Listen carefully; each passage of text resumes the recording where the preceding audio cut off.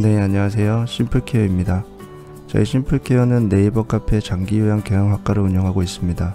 아래 주소를 검색하시거나 네이버 카페에서 장기요양 경영학과를 검색 후 가입 승인 받으시면 필요한 정보나 자료를 얻으실 수 있습니다. 또한 저희는 장기요양 재무회계 예산 결산 보고 및 회계 입력 업무 대행을 진행하고 있고요. 장기요양 사업 관련 법, 제도, 노무, 세무, 회계 관련해서 무료 상담을 진행하고 있습니다. 아래 번호로 전화 주시거나 메시지 주시면 상담 받으실 수 있습니다.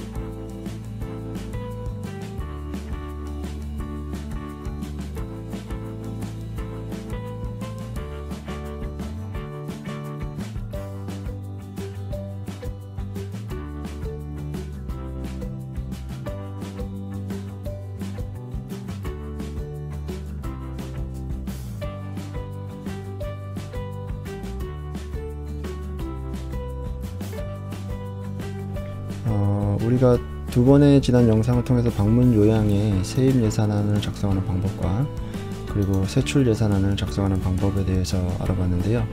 세출 예산안 작성 방법 중에서 인건비에 해당되는 항목들, 급여라든지 수당이라든지 퇴직금이라든지 사회보험 부담금 이런 항목들은 우리가 이번에 설명을 하지 않고 이전 영상에서는 인건비를 제외한 나머지 세출 항목을 이제 어떻게 작성하는지에 대해서 한번 알아봤고요. 이번에는 임직원 보수 일람표를 작성함과 동시에 이런 것들이 어떻게 자동적으로 입력이 되는지 한번 알아보도록 하겠습니다.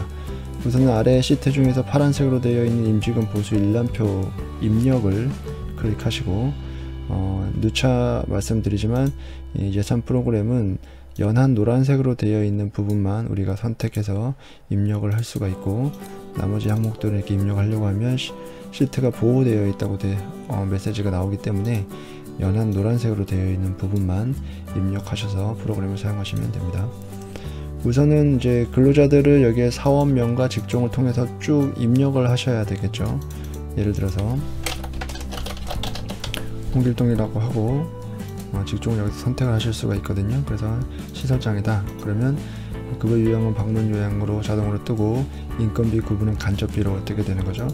우리가 세출 예산에도 말씀을 드렸지만 인건비는 직접 종사자와 간접 종사자로 나누게 되는데 지금 작성하고 있는 방문 요양 같은 경우에는 요양보호사와 사회복지사만 이제 직접 종사자고 시설장이라든지 사무원이라든지 사무국장이라든지 그 외의 직종들은 모두 간접 종사자로 보기 때문에 여기 임직보수 일람표에서는 시설장을 입력하면 자동으로 간접비로 뜨게 되는 겁니다. 그리고 만약에 사회복지사를 선택하면 이제 직접비로 뜨게 되는 거죠. 그 다음에 요양보호사다. 요양보호사도 이렇게 직접비로 뜨게 되는 거죠. 이런 식으로 이제 12월 기준으로 해서 현재 이제 근로를 하고 있는 근로자들의 사원명과 직종을 쭉 입력하면 거기에 따른 직접비, 간접비가 자동으로 이제 입력이 된다고 보시면 됩니다. 그리고 임직원 보수 일람표라는 것은 2020년도에 1년간 발생할 것으로 예상되는 근로자들의 임금과 그리고 수당과 그리고 사회보험 부담금과 그리고 퇴직 적립금들을 작성하는 표입니다. 우리가 기본적으로 예산을 보고할 때 필수적으로 입력해서 제출하도록 되어 있는 항목이기 때문에 예산은 지금 현재 예산을 작성하는 시기는 2019년도지만 2020년도에 임금을 기준으로 작성하셔야 된다는 거, 그리고 1년치의 예산을 짜야 된다는 거, 이 부분을 다시 한번 참고하시길 바라고요. 이 예산 프로그램에서는 우선은 한 달치에 대한 것만 작성을 하면 자동으로 1년치가 계산이 되도록 되어 있습니다. 그래서 우리는 2020년 1월에 받을 것으로 예상되는 한 달치의 급여 대장을 작성한다고 생각하시고 작성을 하시면 이 프로그램에서는 그것을 기준으로 1년치를 자동으로 곱해서 계산하게 된다는 점 다시 한번 참고해 주시기 바랍니다. 이렇게 해서 이제 근로자들을 입력을 쭉 했다고 하면 근로자들이 급여를 받는 방법은 크게 두 가지가 있겠죠. 첫 번째로는 시급제로 받는 경우가 있고, 두 번째로는 월급제로 받는 경우가 있겠죠. 보통은 여기 시설장과 사회복지사 같은 경우에는 월급제로 받을 거고요. 대부분 나머지 요양보호사들은 이제 시급제로 급여를 받게 되겠죠. 월급제 먼저 이제 급여를 입력하려면 월급제 입력칸에 급여를 입력하면 됩니다. 그런데 아까도 말씀드렸던 것처럼 지금 현재 작성하는 건 2020년도 예산이기 때문에 2020년도에 받을 것으로 예상되는 월급여를 작성을 하는 거죠. 지금 현재 기준으로 보면 2020년도에는 최저시급이 기존의 2019년도에 8,350원에서 8,590원으로 2.9% 정도 인상이 되고요. 월급여는 2019년도에는 최저월급이 1,745,150원이었는데 1,795,310원으로 이제 인상이 됩니다. 이 월급의 기준이라는 것은 하루에 8시간씩 그리고 주 5일을 근무하는 근로자를 기준으로 얘기를 하는 겁니다. 그러니까 우리가 흔히 말하는 이제 주 5일 근무자, 그러니까 토요일 일요일을 쉬는 근로자를 기준으로 이 금액이 최저임금으로 산정이 된다라는 것을 참고하시고요. 그래서 여기다가 이 금액을 월급제에다가 넣으면 되는 겁니다. 그래서 월급제에다가 1795310 해서 1795310이죠. 네, 1795310 1795310 이렇게 월급여를 넣으시면 됩니다. 구체적으로 기본급과 주휴수당을 나누고 싶다라고 하시는 분들은 구체적으로 계산해서 나눠도 되지만 굳이 그렇게 나누지 않아도 되고요. 그냥 기본급여에다가 넣으시면 됩니다. 만약에 사회복지사 급여도 최저임금이다 그러면 1795310 이렇게 넣으셔도 되고, 시설장은 조금 더 받는다 해서 200만원 받는다 그러면 200만원 이렇게 넣으셔도 됩니다. 아니면 사회복지사는 조금 더 얹어서 준다라고 해서 180 준다 이렇게 작성하셔도 됩니다. 아까 이 금액은 말 그대로 최저임금이기 때문에 이거보다 더 주는 부분은 이제 문제가 되지 않겠죠. 그래서 시설장이나 사회복지사처럼 월급제로 급여를 받는 사람은 여기다가 입력하시면 되고요. 그 다음에 이제 요양보호사는 시급제로 받게 되겠죠. 요양보호사 한 명만 더 넣어볼게요. 네, 2명이다 요양보호사가. 그러면 일단 여기서 시급을 넣는 겁니다. 우리가 아까도 봤듯이 최저 시급이 8,350원에서 8,590원으로 이제 인상이 됐는데 이것은 이제 기본급이죠. 기본급에 대한 것들이 이제 8,350원에서 8,590원으로 인상이 됐다는 거고, 우리가 시급제 요양보호사지만 4주 평균으로 해서 일주 근무 시간이 15시간 이상인 경우에는 주휴수당을 반드시 주도록 되어 있기 때문에 올해 같은 경우에는 최저시급 기본급과 최저시급 주휴수당을 포함하면 최저임금이 1,308원입니다. 작년 같은 경우에는 1,020원 정도였는데 거기에다가 이제 연차수당을 주시는 분들도 있고 수당을 좀 더 얹어서 주시는 분들도 있고 해서 1,500원을 주는 경우도 있고 1,300원, 400원, 500원 그건 지역마다 또는 기관 사정에 따라 다 틀리긴 하지만 여기서 입력하는 요양시급이라는 것은 최저 시급인 8,590원이 아니라 일단 최소 주휴수당까지 포함한 1,308원 이상이어야 될 것이고, 거기다가 추가적으로 지급하는 수당이 있다면 그런 것들은 모두 포함한 포괄시급을 입력하시면 됩니다. 예를 들어서 우리는 기관에서는 1,800원 정도를 준다 하시면 1,800원을 입력하시면 되겠죠. 그 다음에 12월 아마 작성하는 시기가 지금 12월이실 테니까 12월 기준으로 해서 해당 근로자가 김선희, 전지현이 한 달간 근무하는 근무 시간을 넣으시는 거죠. 김희선은 60시간을 하고 한 달에, 전지현은 40시간을 한다. 그러면 여기에 이렇게 자동으로 기본급과 주휴수당과 남는 돈들은 기타 수당으로 해서 이렇게 계산이 되어집니다. 이렇게 해서 쭉 계산을 하시고, 말 그대로 다른 뭐 요양보호사들이 있다면 쭉 입력한 다음에 포괄 시급과 그리고 요양 한 달 근무 시간을 여기다 입력을 쭉 하시면 되겠죠. 그 다음에 그 외에 지급하는 별다른 수당이 있다면 수당을 따로 입력하시고, 장기 근속 수당이 있다면 입력하시고, 뭐 식대나 운전 보조금 주는 게 있다면 따로 입력을 하시면 됩니다. 그러면 여기에 지급액계와 가세액계가 자동으로 계산이 될 거고요.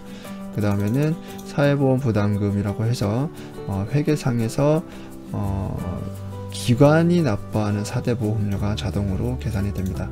참고로 말씀드리면, 여기서 말하는 세출 항목 중에 사회보험 부담금이라는 것은, 우리가 사대보험이라는 것은 일반적으로 근로자도 내고 사업주도 내는 거지만, 회계상의 사회보험 부담금이라는 것은 100% 기관이 납부하는 사회보험금만을 얘기를 하는 겁니다. 그래서 그 금액이 여기에 표시가 된다라고 보시면 됩니다. 그래서 기관이 납부하는 국민연금과 기관이 납부하는 건강보험, 기관이 납부하는 장기요양, 고용보험, 그리고 고용보험 항목 중에서 기관에서만 납부하는 고환직능비용, 그리고 산재보험료까지 이런 내용들이 계산이 된다라고 보시면 되고요.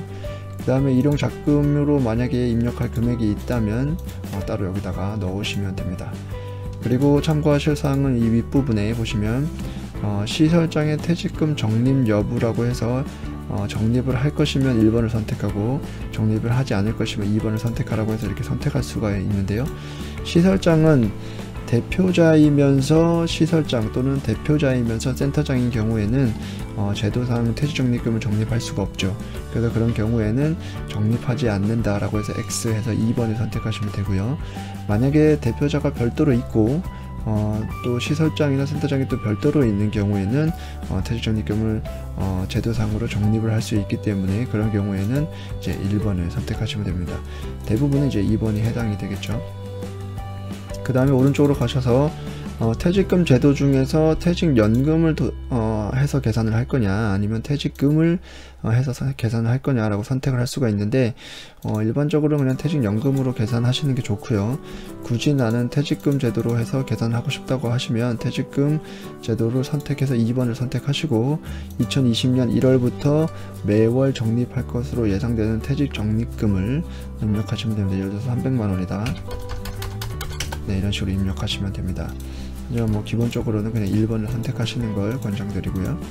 이런 식으로 해서 임직원 보수일람표를 쭉 작성을 하시면 됩니다. 지금은 이렇게 4명만 기준으로 해서 작성을 했지만 여기서 참고하실 것은 다시 한번 말씀드리지만 월급제로 급여를 받으시는 분들은 월급제 입력란에다 넣으시면 되고 시급제로 급여를 받으시는 분들은 포괄 시급과 한 달 총 근무 시간을 입력하면 자동으로 이렇게 급여가 계산이 되고 별도의 수당을 지급하는 경우에 수당 따로 입력하시면 되고 그러면 이제 임금 총액과 기관에서 납부해야 되는 사회보험 부담금이 자동으로 계산이 된다. 그리고 퇴직적립금은 시설장이 적립을 할 거냐 말 거냐 선택하실 수 있고 퇴직금 제도 중에서 퇴직연금을 도입하고 있느냐 퇴직금을 도입하고 있느냐 선택할 수가 있습니다.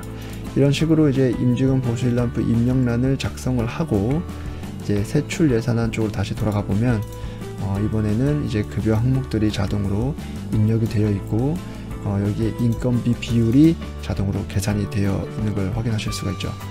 우리가 방문 요양 같은 경우에는 2020년 기준으로 해서 86.5% 이상의 비율을 맞춰야 됩니다. 지금 우리가 작성한 것은 말 그대로 작성 방법만 알아본 것이고 실제로 예산을 작성한 건 아니죠. 그렇기 때문에 수입 대비 지출이 그 중에서 요 항목들 그 중에서도 직접비에 해당되는 요 항목들이 86.5%가 나오게 해야 되겠죠. 근데 지금 37.87% 밖에 나오지가 않게 되는데 그런 경우에는 이제 근로자들을 늘려야 되겠죠. 두 가지 방법이 있는데 근로자들을 늘려서 급여 총액을 늘리거나 아니면 이 수급자들을 줄여서 이제 세입 총액을 줄이는 경우가 있겠죠. 그래서 그런 경우에 그러니까 세입 항목 총액을 줄이거나 또는 급여 총액을 늘리거나 예를 들어서 이런 거죠. 만약에 근로자들을 쭉 넣고,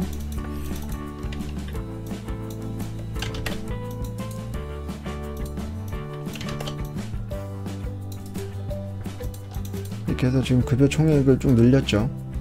그러면 급여가 쭉 늘어났을 거 아니에요. 그러면 세출 예산안에서 199.8%가 되네요. 이거는 너무 초과를 했죠.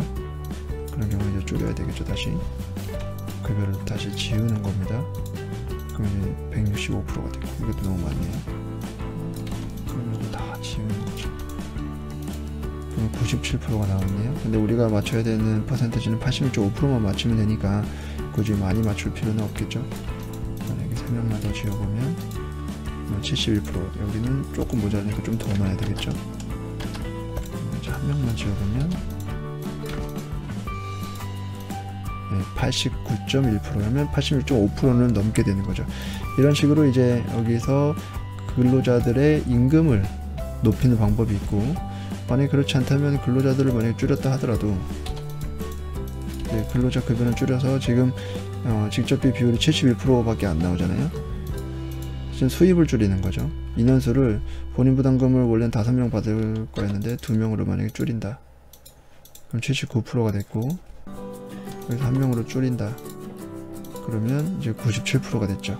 그래서 인건비 비율을 맞추는 것을 좀 어려워들 하시는데, 이 해당 프로그램에서는 두 가지 방법, 다시 한번 말씀드리지만 인건비 총액을 늘려서 비율을 높이는 방법이 있고, 그게 잘 안된다면 수입 자체를 줄여서 이 인건비 비율을 높이는 방법이 있습니다. 다만 여기서 확인하셔야 될 것은, 급여는 급여 항목을 올리면 되겠죠. 근데 급여 항목을 올릴 때는 직접비에 해당돼, 여기 보면 분모와 분자라는 것이 있는데 직접비에 해당되는 종사자만 급여를 올려야 됩니다. 만약에 뭐 시설장을 지금 여기 보시면 97.62%인데 시설장 급여를 300으로 올린다고 했을 때, 시설장은 간접비이기 때문에 비율이 변동이 없죠. 그렇기 때문에 비율을 만약에 변동시키고 싶다면 여기 직접비에 해당되는 종사자, 여기 방문요양에서는 사회복지사나 요양보호사의 임금을 총액을 늘려야 임금의 비율이 올라간다는 거. 두 번째, 분모를 줄일 때 예를 들어서 세입 예산에서 뭐 이런 차입금 같은 건 올리고 줄이고 해도 이 인건비 비율에 영향을 미치지 않습니다. 예를 들어서 만약에 차입금을 100만원을 한다 라고 해도 인건비 비율은 변동이 없죠. 말 그대로 이 분모에 해당되는 금액이 올라가거나 내려가야 거기에 인건비에 이제 영향을 미치는 겁니다. 그게 바로 장기요양 급여 수입, 가산금 수입, 본인부담금 수입, 장기 근속 장려금 수입입니다. 그래서 만약에 수입을 줄임으로써 인건비 비율을 높이고 싶다면 본인부담금을 조절을 하든지, 아니면 여기서 말하는 장기 근속 장려금 또는 가산금을 조절을 해서 인건비 비율이 조금 올라갈 수 있도록 조절을 하시면 되겠습니다. 그래서 이런 식으로 이제 맞추시면 여기 인건비 비율은 자동으로 계산이 될 거고, 이 인건비 비율에 현재 방문요양 86.5% 이상으로 되는지 아닌지, 그런 것들도 다시 한번 참고하시면 되겠습니다. 그리고 마지막으로 이제 세입 예산을 짤 때 제가 말씀드리지 못한 부분이 있는데, 세입 예산이라는 것 자체가 일단은 정확하게 짤 수가 없는 특성이 있죠. 말 그대로 계획이기 때문에, 지금 여기 보시면은 수급자를 이렇게 입력을 해서 지금 10명인데 이게 뭐 더 늘어서 15명이 될지, 또는 더 늘어서 뭐 20명이 될지 모르는 거잖아요. 왜냐면 이거는 2020년도, 그러니까 미래를 예측하는 게 바로 예산이기 때문에. 그래서 예산을 짤 때는 현재랑 가깝게 짜되 현재보다는 조금 더 수급자가 많을 것으로 예산을 짜시는 것이 아마 도움이 되실 겁니다. 왜냐면 현재와 너무 같게 짜거나 아니면은 현재보다 적게 짜게 되면, 예산이라는 것은 그 안에서 만약에 지출이 이루어지면, 그러니까 예를 들어서 예산을 5천만원을 짰는데 실제로 1년간 5천만원 안에서 비용이 지출이 되면, 그러니까 수입이 5천만원일 때 별 문제가 없지만 실제로 예산의 수입을 5천만 원으로 잡아놨는데 실제로 2020년 1년 동안 써보니까 뭐 7천만 원, 8천만 원 썼다. 이런 경우에는 이제 추경 예산이라는 걸 또 잡아야 되고, 그 추경 예산을 통해서 또 결산을 진행해야 되기 때문에 한 번 더 업무를 진행해야 되는 번거로움이 있기 때문에 예산을 작성하실 때, 특히 수입을 짤 때는 현재 기준보다는 조금 더 넉넉하게, 뭐 적게는 수급자가 5명, 뭐 많게는 10명 정도 더 수급자가 많은 것으로 해서 예산을 작성하시는 게 아마 추후에 업무를 추가적으로 하지 않아도 되는 편안함이 되실 것입니다. 그리고 이렇게 이제 세입 예산과 세출 예산과 임직원 보수일람표까지 다 작성을 했다고 가정을 하면, 여기 예산 총칙에 보면 이렇게 세입 총액과 세출 총액이 보이게 되는데요. 여기 보시면 세입 총액이 1억 1,700 정도가 되고 세출 총액이 1억 1,700 정도 되는데, 여기는 30만원 돈이고 여기는 80만원 돈이죠. 그래서 그 차액이 이제 55만원 정도가 발생을 하는데, 55만 8,639원을 더 써야 된다라는 뜻이죠. 그래서 여기는 아직은 여기 보면 금액이 다 영원으로 되어 있기 때문에 이렇게 될 수도 있는 거지만, 만약에 이게 다 되어 있는 상태에서도 저렇게 금액이 남아 있다면 58639라고 해서, 예를 들어서 이렇게 지출상의 금액을 더 입력을 해서 세입 예산과 세출 예산이 세입 세출 차익이 0원이 되도록 예산을 짜셔야 됩니다. 전에 이제 세출 예산 때도 한번 다시 한번 말씀드렸지만, 세입 예산 총액과 세출 예산 총액은 1원도 차이가 나면 안 되고요, 같아야 합니다. 그래야 예산의 승인이 가능하기 때문이죠. 그리고 임직원 보수일람표 입력을 작성하면 임직원 보수일람표 결과가 이렇게 나오게 되고, 여기 우리가 임직원 보수일람표 입력은 한 달치를 입력을 했지만 실제로 임직원 보수일람표 결과에는 1년치에 대한 금액이 이렇게 계산이 되는 거고요. 우리가 임직원 보수일람표에서 시설장을 퇴직금을 적립을 할 거냐 안 할 거냐를 우리가 옵션을 통해서 선택을 했었죠. 그래서 임직원 보수일람표 결과에 보면 시설장은 퇴직금에 따로 적립이 되지 않는 이런 현상들을 볼 수가 있습니다. 만약 여기서 이것을 1번으로 바꿔서 1번이 적립을 한다, 시설장도 퇴직금을 적립한다라고 하면 퇴직 적립금 여기 표시가 되는 거죠. 이런 식으로. 그래서 여기서 이 옵션도 잘 선택을 하셔서 임직원 보수일람표를 작성하실 수가 있습니다. 자, 이렇게 해서 이제 세입 예산 작성 방법, 세출 예산 작성 방법, 임직원 보수일람표 작성 방법에까지 3번을 통해서 방문 요양 예산 작성 방법에 대해서 알아봤고요. 해당 프로그램은 다시 한번 말씀드리지만 아래 번호로 문의하시면 구입하셔서 사용하실 수가 있습니다. 네, 감사합니다. 영상이 유익하셨다면 구독과 좋아요 그리고 알람을 설정하시면 새로운 영상을 바로바로 받아보실 수 있습니다.